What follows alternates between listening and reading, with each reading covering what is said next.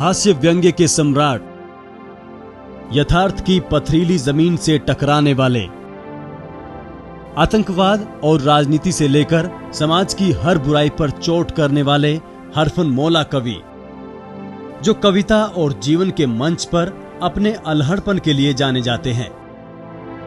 कि चढ़ती जवानी मेरी, ऐसे महान कवि थे अल्हड़ बीकानेरी। जवानी मेरी चढ़ के उतर गई, ढलती उमरिया ने मारा मेरे राम जी, ढलती उमरिया ने मारा मेरे राम जी। स्वर्ण भस्म खाई कहाँ लौट के जवानी आई, बाल डाई करके मैं हारा मेरे राम जी, बाल डाई करके मैं हारा मेरे राम जी। आपको लग रहा होगा कि ये बीकानेर से होंगे। जी हाँ, बिल्कुल सही, लेकिन ये वो बीकानेर नहीं जिसके बारे में आप सोच रहे हैं। खुद अल्हड़ जी ने लिखा है, कैसा विकट भाग्य का चक्र, कैसा विकट समय का फेर, कहलाते हम बीकानेरी, कभी ना देखा बीकानेर।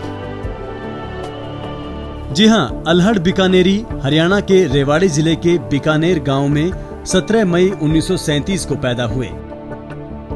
छंद, गीत, गजल और पैरोडियों के लिखैया अल्हड़ अपने आप में एक अनूठे कवि थे और शिष्टता तो उनकी विशिष्टता थी।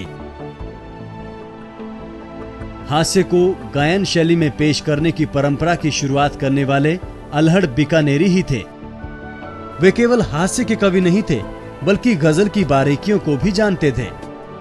उनकी पुस्तक ठाठ गजल के में लिखे पिंगल शास्त्र से ये साफ दिखता है।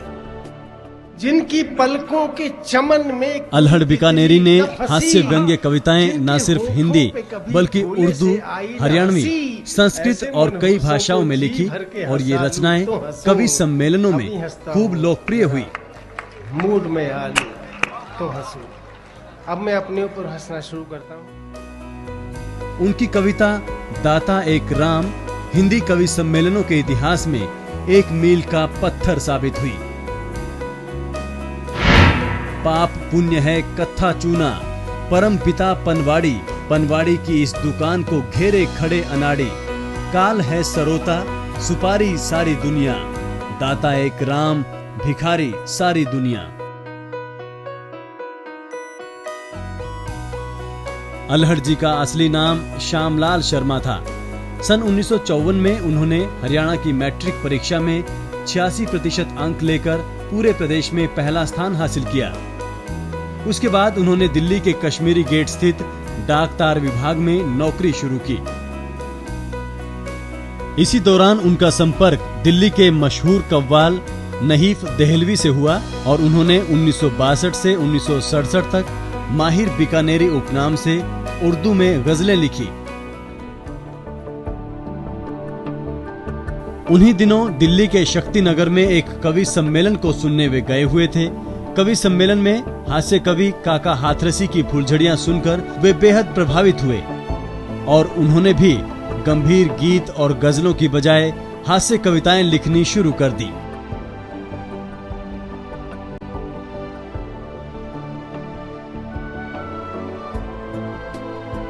अल्हड़ की प्रतिभा को निखारने में साप्ताहिक हिंदुस्तान के संपादक मनोहर श्याम जोशी, धर्मयुग के संपादक धर्मवीर भारती और कादम्बनी के संपादक राजेंद्र अवस्थी की विशेष भूमिका रही।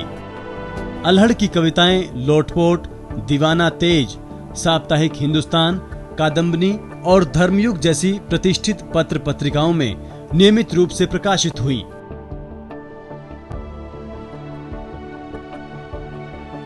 अल्हड़ बीकानेरी समाज को अपनी कविताओं की प्रयोगशाला समझते थे। समाज से जुड़ा ऐसा कोई मुद्दा नहीं था जिस पर उन्होंने लेखनी ना चलाई हो। नारी पर हो रहे अत्याचारों को उन्होंने यूं लिखा, जुल्म शोहर के क्यों सहे तूने, कोई बांदी कोई जर खरीद न थी।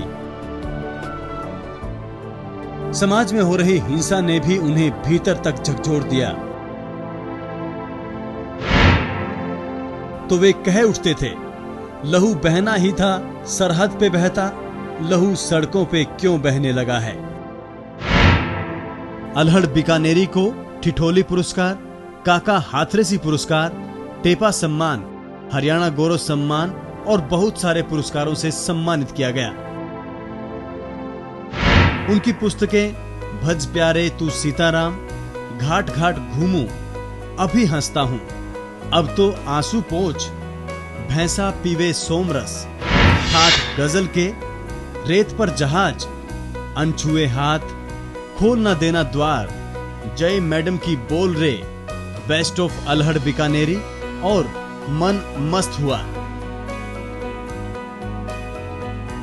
अल्हड़ की हास्य कव्वाली मत पूछिए फुर्सत की घड़ियां कैसे गुजारा करते हैं और हरियाणवी कविता अनपढ़ धन्नों ने कवि सम्मेलनों के मंच पर लोकप्रियता के नए मुकाम हासिल किए।